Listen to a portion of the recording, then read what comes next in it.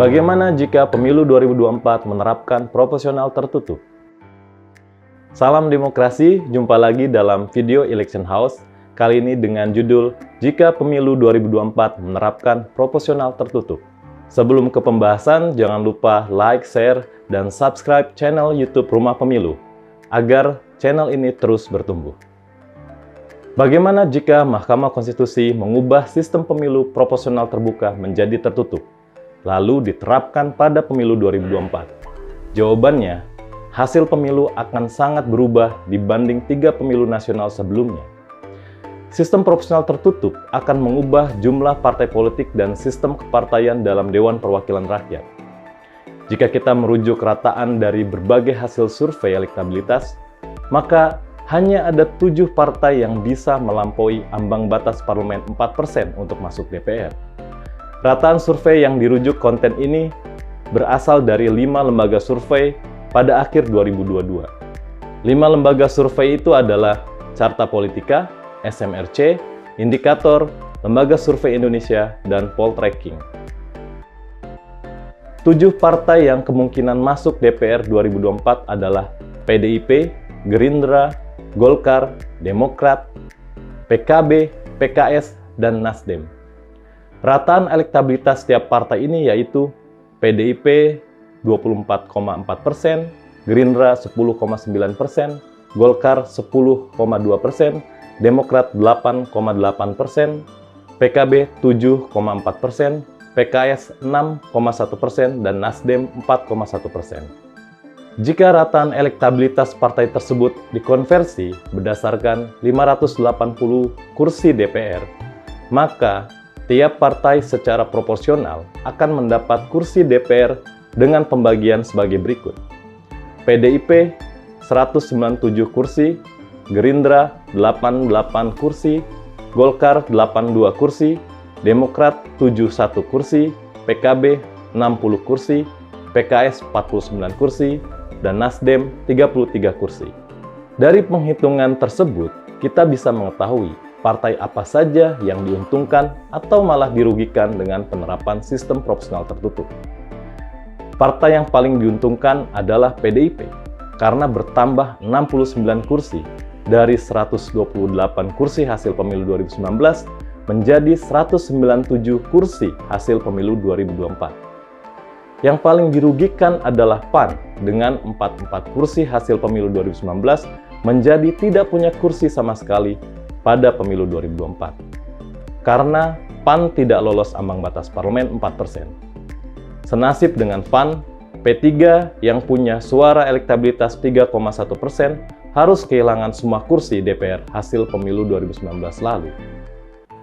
Bisa jadi hitung-hitungan itu jadi salah satu dasar mengapa PDIP mengajukan judicial review perubahan sistem pemilu dari terbuka ke tertutup melalui MK. Setelah PDIP, partai politik yang diuntungkan dengan proporsional tertutup adalah Demokrat. Bisa jadi, ini disebabkan karena Demokrat dimaknai sebagai partai politik oposisi pemerintah. 50 kursi hasil pemilu 2019 berubah menjadi 71 kursi hasil pemilu 2024 atau bertambah 1 kursi.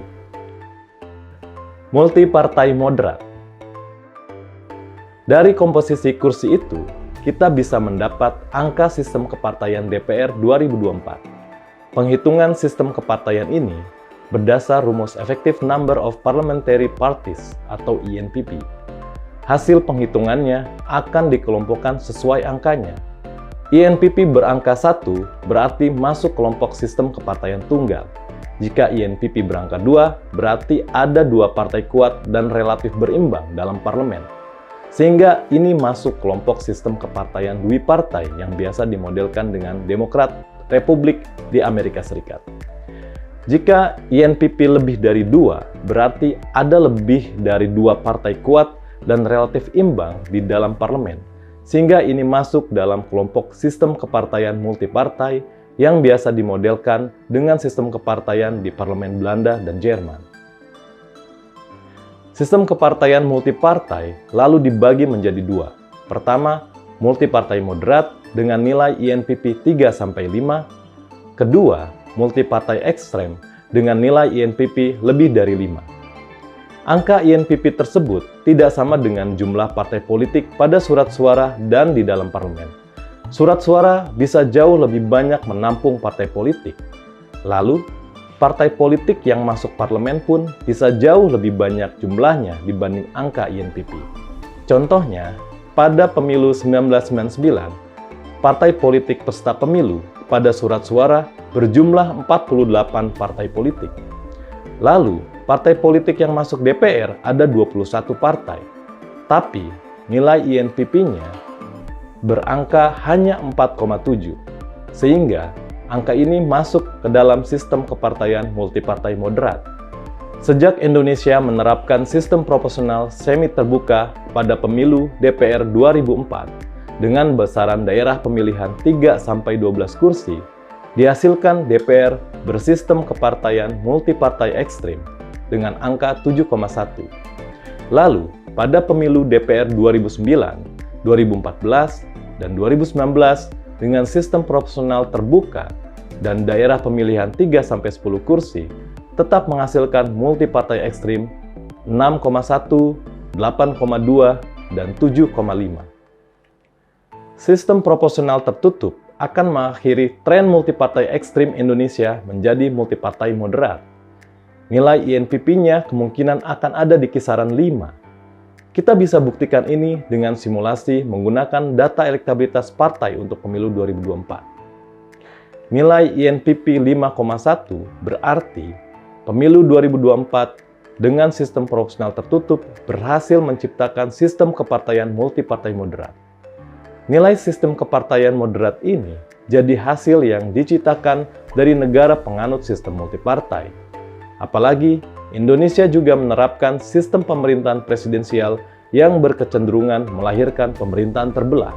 Presidensial multipartai ekstrim menjadi keadaan sistemik yang membuat seluruh negara penganutnya berkinerja buruk dan koruptif.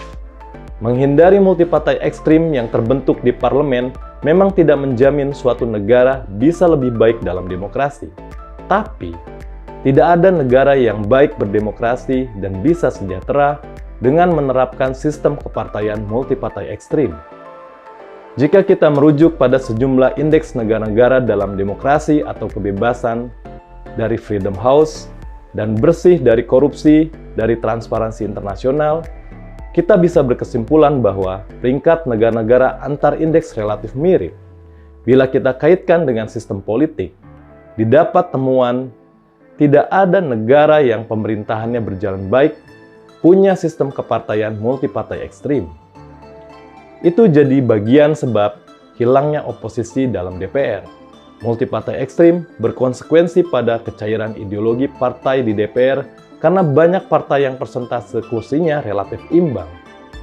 Keadaan ini membuat partai politik DPR bekerja berdasarkan tujuan mendapat jatah kekuasaan dan proyek pembangunan dari kepala pemerintahan sebagai konsekuensi legislasi.